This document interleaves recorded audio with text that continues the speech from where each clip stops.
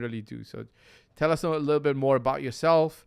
And I'm obviously here, very happy to be helping you guys out. Okay, so just let me know when I need to refresh YouTube. I've got questions from, where are you from? Bhat Anis. I'm originally from Pakistan. Okay, born and raised in Dubai. I am originally from Pakistan. Thank you for your question. Where are you from? Bhat Anis. Okay, Nariam, Saad and Sheikh, did you get your property rented, brother? If I remember correctly. Fahd Chatta buyer. Hey, shoot across any questions that you might have. I'd be more than happy to answer them. It'll be my pleasure. And if you guys don't have questions, obviously I take questions from people that have approached me in the past, and I start answering them. Okay, so one of the questions I have here is from people always ask me this, by the way. How much money do I need to buy a property in Dubai? Look, if you just want to start on the property ladder in a very non too big of a risk way, obviously risk varies because it depends on how much money everybody has. But if you just want to start with a very nominal, normal amount of money allocated to the Dubai market, you would look at about $100,000 to start with. Okay, about $100,000 to start with. Once you've got $100,000 coming in, then you've got a payment plan sometimes to pay the balance. Or I think you could pretty much buy a studio in one of the residential, but they're not the most best areas, but you could buy one over there at about $100,000. Okay.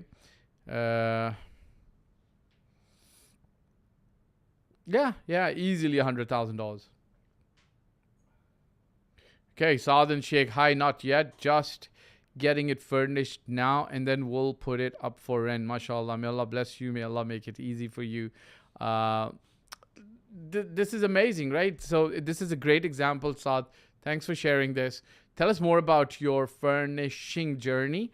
And this is reality, okay? A lot of people, like we talk about this, but when you're coming into real estate, sometimes you might want to add furniture to the apartment because you can actually pull out more value, guys. Sometimes you can, definitely. Like if the furniture costs you 10, 30, 40,000 dirhams, you might actually be able to charge 5, 10,000 dirhams more in rent easily, or rent it out faster, so on and so forth. Because Dubai being what it is, there's a lot of people coming into the Dubai market at the moment, and sometimes they don't want to splurge on furniture with their first apartment, right? With their first apartment, they want to be, hey, I'll live here for a year, 6 months maybe, and then I'll see if I love it, I like it, then I'll stay. I just don't want to spend, 60,000 dirhams in just furniture. Kamil Ghaniwala, how are you? So I'm gonna say this. So this is a good question. I like the question that Fahd asked. What's the minimum investment required to buy a townhouse in Dubai? See, when you're talking about the absolute minimum investment, I'll tell you.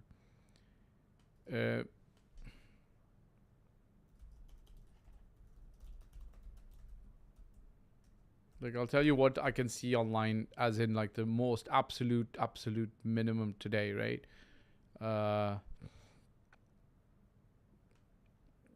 Tens and tens of thousands, and some of these are not really even townhouses. So you guys are gonna get confused if you look online and you find, oh, this townhouse is absolutely dirt cheap. I'm gonna look at just ready townhouses, okay, and see what's the absolute lowest price ever coming up. Yeah, so let's just quickly have a look.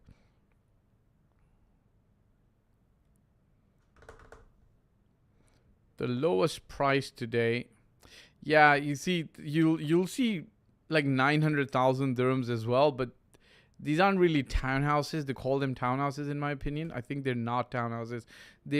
I think they're called townhomes. Yeah, townhomes in the U.S. Like, there's a house upstairs and the house downstairs, with no real garden, or a garden as well. To be honest with you.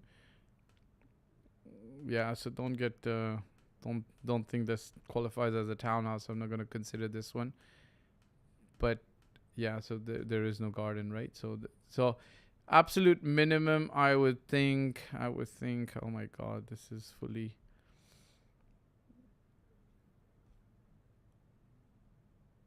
wish I could just ignore one of these. You're looking at about 1.6, okay? 1.6, I'm just going to tell you. Around 1.5, 1.6, and this is, I believe it's in Demacles too, right?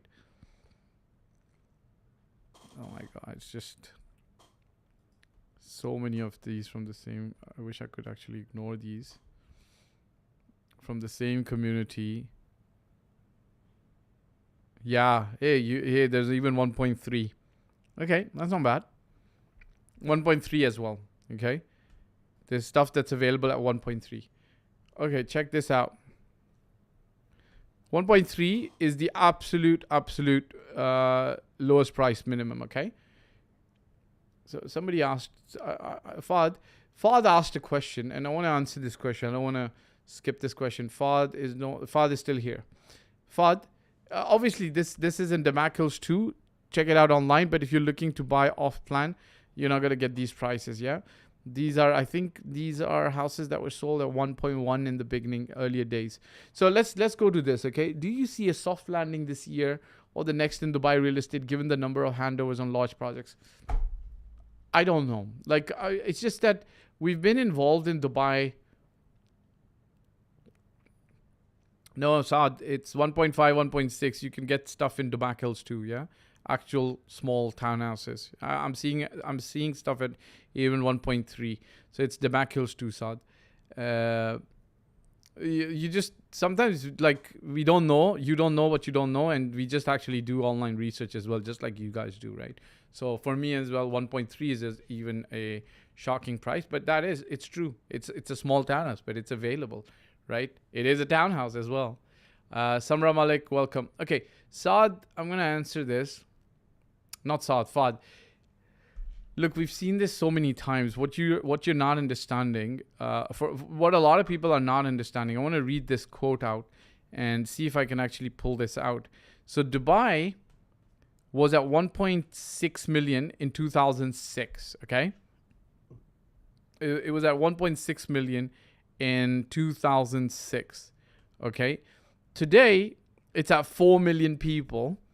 And this is slated to go to approximately, I saw this message the other day. It's slated to go to up to like 5 or 6 million people by 2030 or 2040. I shared it with somebody. Just trying to bring it up again. So what a lot of people don't understand is, guys, listen, there is tons of demand in Dubai as well. Now, let's say you say, hey, if Dubai didn't have more people coming in, do you guys realize that there's about a 1.5 million, 2 million people commuting in from Sharjah, Ajman, all of these places every single day, right? So you got to look at couple of things. One of the things is Dubai's got literally a population's growing pretty fast, okay? So populations, whether it's organic or people coming in from abroad, it's growing up, okay? That's number one. So there's always this demand from international people coming in, Dubai's population going up, and then people living in Sharjah, Ajman. So if there's more construction deliveries and prices do come down, what's going to happen? The first thing is these people are going to move in, and then prices start going back up again. So it's a two-year maybe soft-ish kind of situation, and then things start taking up again. Or it could be 3 years or 4 years. Why this doesn't matter for somebody is if you've bought a great property in a great location, you've got to just weather it out. Like, if you bought a great business, like if you look, this is interesting, right? Because look at the way business operates in the world. There is global ups and downs, and businesses ride through the storm, right? Didn't we have the pandemic? Yes, we did, right? What happened? Trade routes, supply routes. You went to buy a top-notch car and they said, sorry, we can't give you a screen today. You'll have to wait because, screens and lithium and all of this is behind schedule, and, we just can't put it in now for you. Okay, so what's the big deal? You're going to have to either not buy it, or suck it up for now, right? Same thing applies to Dubai real estate. Look at it like a business. There'll be up times. There'll be not so great times. There'll be low times. If you've got a great property, this is why you've got to buy a good property in a good place, good location, good developer, good pricing, good quality. So you'll get a tenant all the time. What's the big deal? The tenant just pays less some years, right? And even if he pays less, it's probably still going to be more than what the market average was 5 years ago. So what's the big deal? You got a good property, good location, good price, good developer, good amenities. I remember there was this one guy, I remember talking to him 5 years ago. I don't know if he was a client or somebody who was talking to me. And he had a townhouse. He had a townhouse that was right next to, or a single row townhouse right in front of a park. And I said, how are things? He's like, you know what? My tenant doesn't want to leave. That's it. He didn't ask for a lower rent. He just doesn't want to leave. End of story. The kids play in the townhouse, right? So what are you going to do about it? They love living there. Property is 2 minutes away from my current property. We'll keep it for rent for 1-2 years max, then sell it and get an apartment out of JVC to divide the risk of owning properties in the same area. Yeah, okay, no problem. It's kind of like, yeah, you should do that. No problem. If you want to do that. But it's kind of like, if it's a great property and it gives you great returns, Madhiya Sheikh, welcome. If it gives you a great returns, then don't sell it. Hold it. There's nothing wrong with it. Guys, listen, we talk about places in Dubai as in like communities with so much like, while there is some truth behind it, that this location is faring better than that location, like the actual fact reality is those locations might be like 5 minutes driving distance, right? So if they're and then even in some areas like JVC, the great developers, the good developers who've delivered absolute quality, oh my God, their prices are twice today. Like I can tell you, like there's one developer, I don't want to name them, but if you bought a 1-bedroom back in the day from them, we're talking 2016 and 17, and you bought a 1-bedroom for, let's say, 750 to 800,000. Today, those one bedrooms are at 1.3 million. Literally, right? So you can actually buy those 1 bedrooms for 1.3 million dirhams. Like, that's the reality. Like, what can I tell you, right? But yes, you did have to hold on to it, right? So from 2016 to 2005, we're talking about 9 years. And in the 9 years, you probably saw the pandemic. I saw people buying these 1 bedrooms for 800,000 dirhams post-pandemic. And that felt like, is it a good deal or not? Okay, what are your thoughts on Villanova compared to Arabian Ranches 3? Look, here's the classic example that we've known. Gabriel, welcome. Here's the classic example that we've known generally to be true in the past, okay? When you look at Villanova, you will generally find bigger bedrooms. And it's folklore, okay? But the developer behind Villanova was generally known to give a bigger bedroom. Generally, okay? It's not necessarily to be true every time and even today, but they were generally known to provide bigger bedrooms, right? Generally speaking, absolutely generally, okay? But when it comes to community, guys, like, we know that the top developer in the UAE, in Dubai, or let's say top developer in Dubai, we already know who that is, and we know that nobody is able to compete with them in terms of providing a top-notch community experience, right? What does a community experience mean? Community experience means the community center is good, or a mall is good, the parks are amazing, the services are amazing, so on and so forth, okay? Are you aware of this group? Is it a good developer? Look, I'm gonna do a live exercise with you, okay? This developer, whatever name you're looking at, okay, look at, okay, welcome real estate info 25, okay. What you would do is you would look at their buildings that they've delivered, okay. I know them from a long time ago, pre-pandemics, la ilaha illallah, okay. And I'm just looking quickly at the reviews, okay. And the reviews are coming out nice, right? 7 months ago,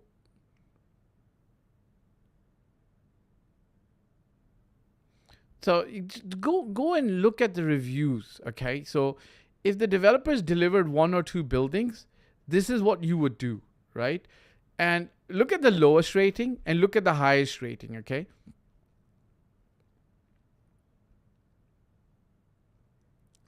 Right. So yeah. So like this is the thing, right? I don't want to comment on certain developers, good, bad, ugly, because why?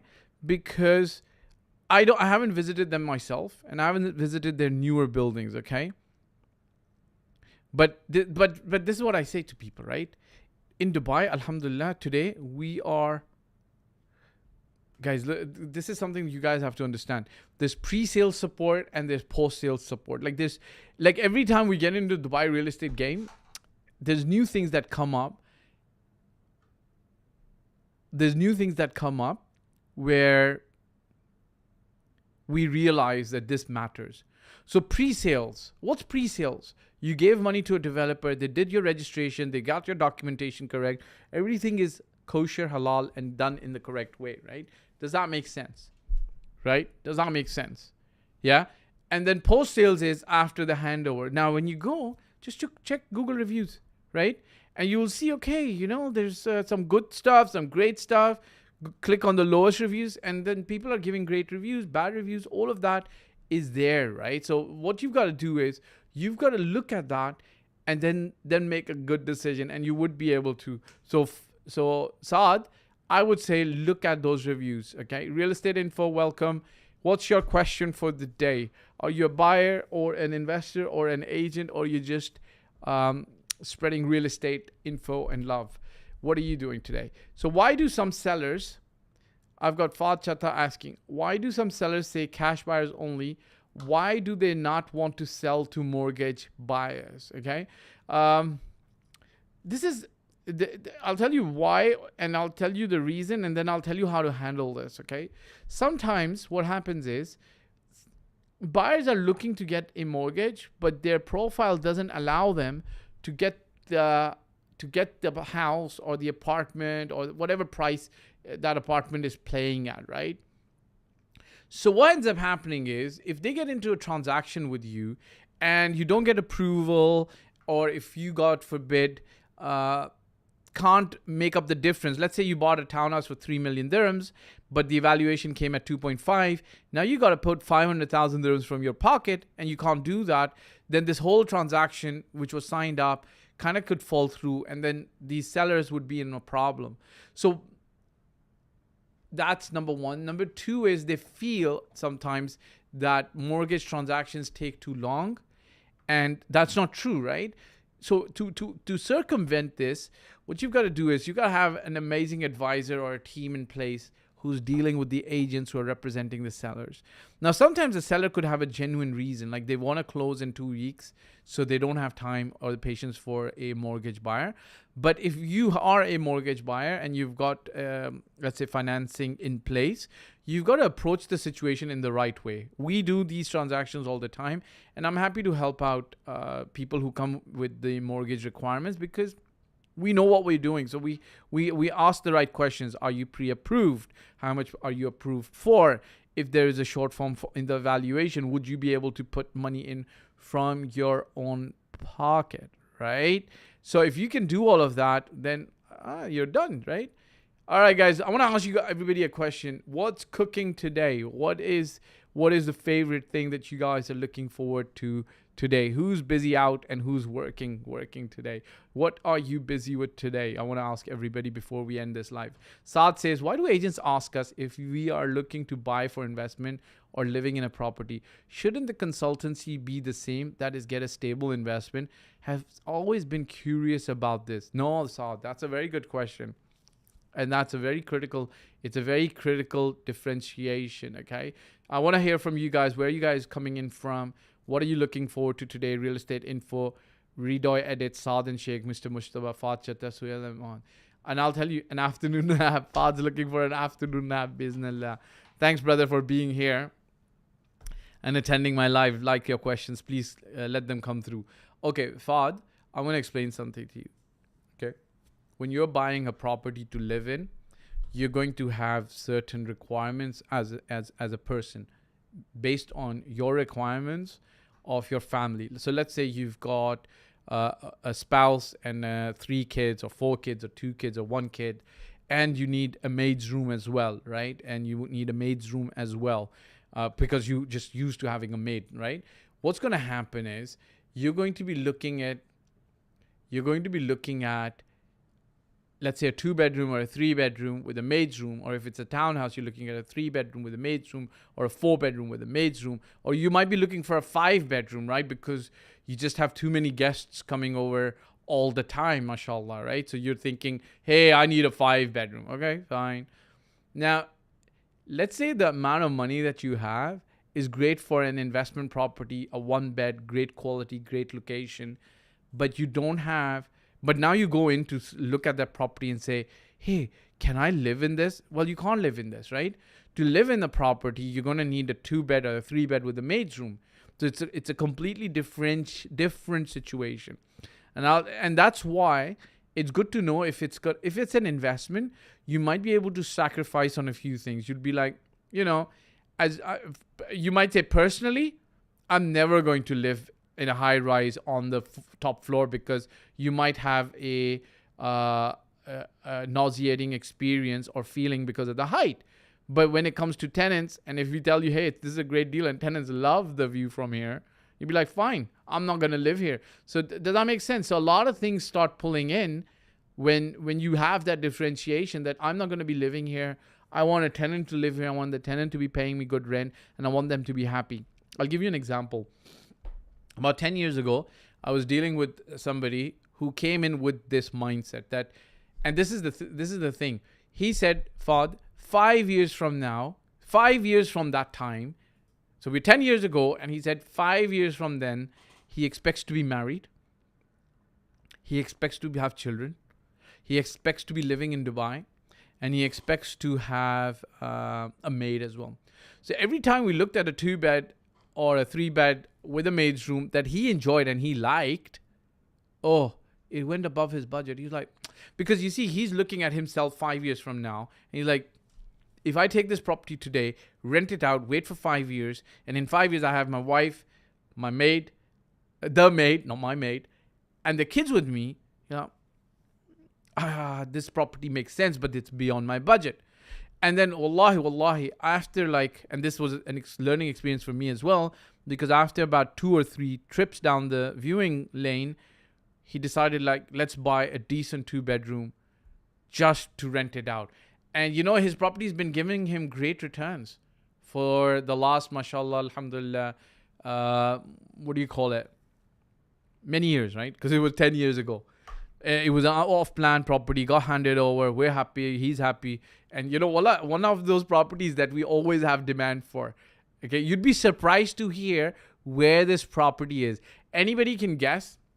It's a fully furnished 2-bedroom apartment in JVC. Okay, it's a fully furnished. You guys got to pay attention to this. It's a fully furnished. So I'll write it down. Fully furnished 2-bed apartment in JVC. It's hotel style, but not a serviced apartment.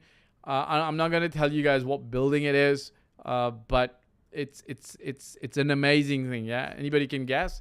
Nobody can. You won't be able to guess. But it's a fully furnished hotel style apartment in JVC, and it's great. And we've seen it being rented for 5 years, always in demand.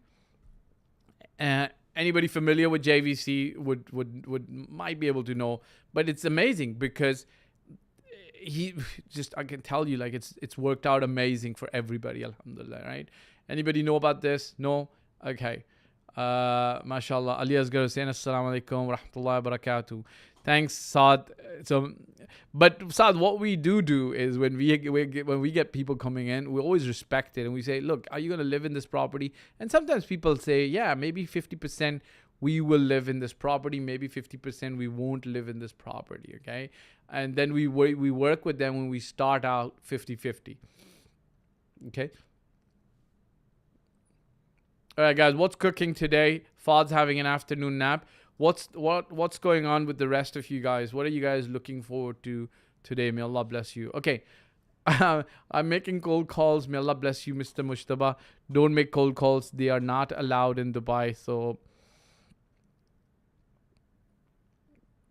don't do that, okay, in Dubai. Instead of cold calls, you know what you do? I'll give you guys a very, very easy way, okay? Go to your company, all the leads that they have, tell them, please, nobody else is working on these, please give them to me, right? Whatever you want, or whoever else has this lead, if I close this deal, I'll give him 10,000 dirham. Take those leads, okay? Go to your friends and say, look, how many people do you have in your phone who you've been in touch with over the last 3 years, who know you and don't mind me calling you? Doesn't matter, international cold calls, brother. Just forget about cold calls. Go through the route of knowing people. It'll be much helpful for you, bismillah. Okay, so go to your friend and say, hey, I'm calling. Can I call people on your behalf, right? Yeah, that's looking forward to spending time with loved ones. May Allah bless you. May Allah provide you with tons and tons of time to spend with loved ones, and may it be a blessed time. Okay, Abu Dhabi property market, worth investing versus Dubai. The marketing is on point. Abu Dhabi market, yeah. Look, the thing is, Abu Dhabi market, in my opinion, would have been great even 3 years ago, 2 years ago. It's just that when you do go there, here's the thing with new markets, right? If you go there, don't overexpose. Like, if you're good with a 1 bedroom, don't go and buy the most expensive 1 bedroom for 3 million dirhams.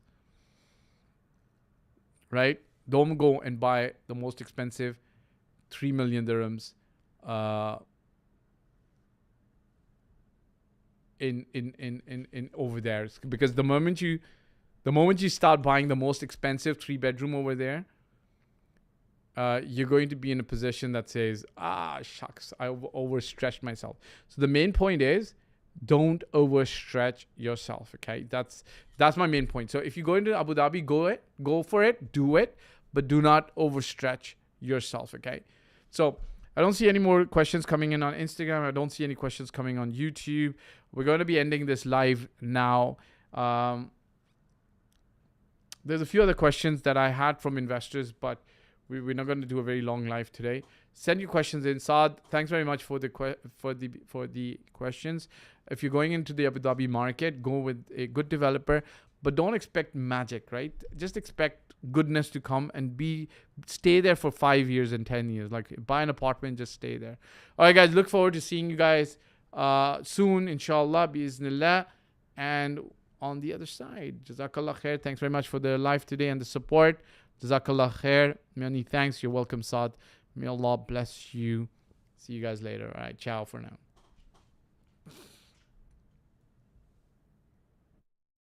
This is a very interesting client story. One of my favorites. The entire process was a lot of fun. I hope it was a lot of fun for him as well. This gentleman was absolutely new to investing in the Dubai real estate market, and he was looking for the best ROI. Before he ever spoke to me and my team, he had already interviewed a lot of other advisors and agents. Having watched some of my YouTube videos, he ended up signing up on our VIP elite program, where we take people from start to finish for their investments. And then we started the process of doing the strategy development for him, and then implementing and finding the right properties. We found a very good investment property and a home. I wish him all the best. I believe it's about helping the client find the best properties, and we can invest in the client's future.